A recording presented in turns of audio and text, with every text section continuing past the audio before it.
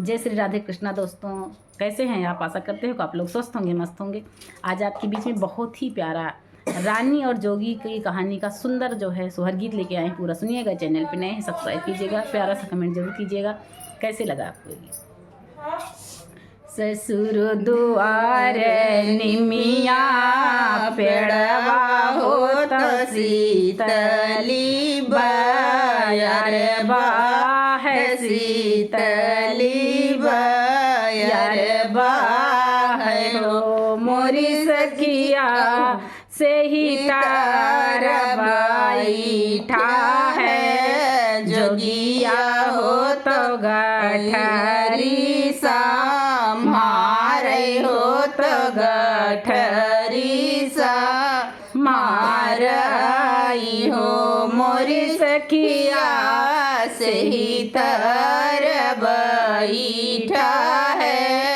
जोगिया हो तो गठरी सम्हारे हो तो गठरी सम्हारई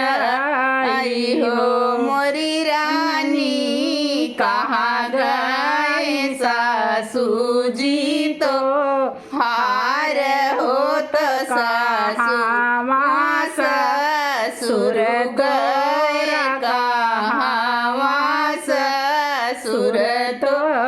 रहो मोरी रानी कहाँ गई नदी तो हार हो तो पिया तोहरा कहाँ गए पिया तोहरा कहाँ गए हो मोरी रानी कहाँ गई लाहुरी नदिया हो तो पिया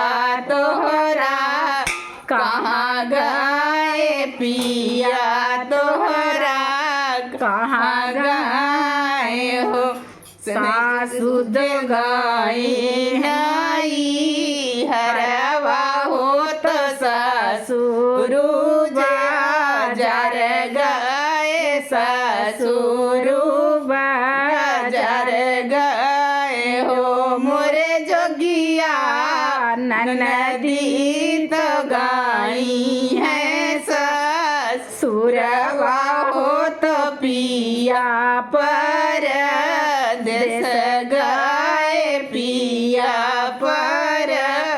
देश गए हो मोरे जोगिया नदी तो गई है ससुरवा हो तो पिया पर देश गए पिया पर देश गए हो खोली जाओ दे हैं जोगिया गठरी हो पहिना रानी जेवर हो पहिना रानी जेवर हो मोरी रानी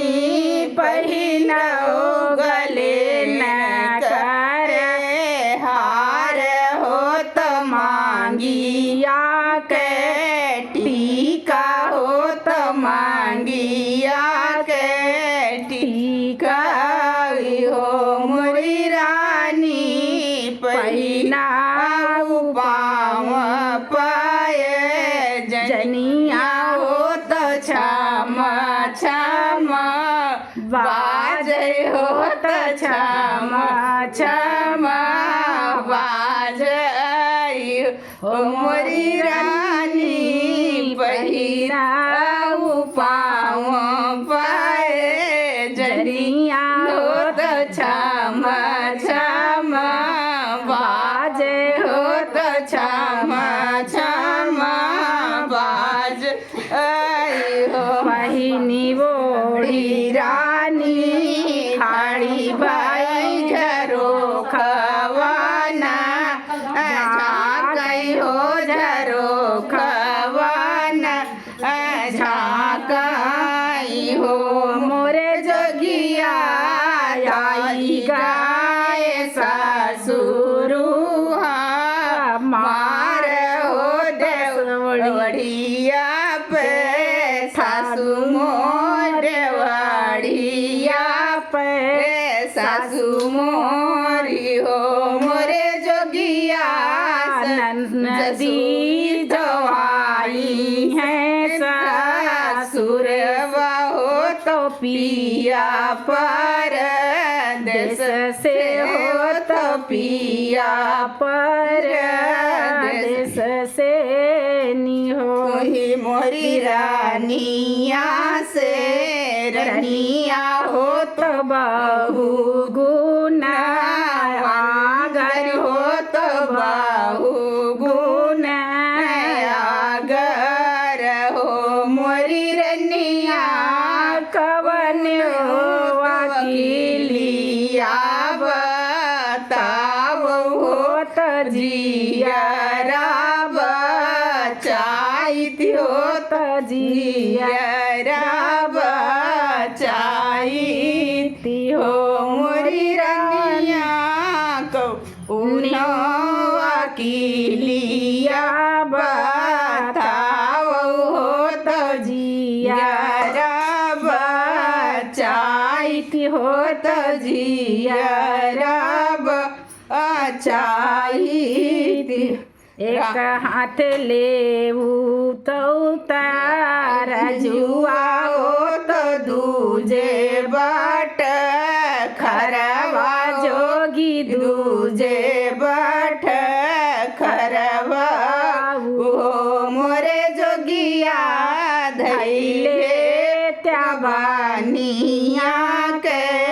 भेष हो तो जियरा चाव हो तो जियरा चाव हो मोरे जोगिया धैले तबानिया के भेष हो तो जियरा बचाव हो गलिया के गलिया रानी हम घूम घाटे घाटे पानी पिय घाटे घाटे पानी पिय हो मोरी रानी घर ही बैठी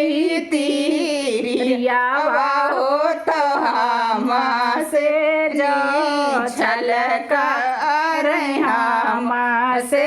जय छलक रही हो मोरी रनिया घर ही बैठी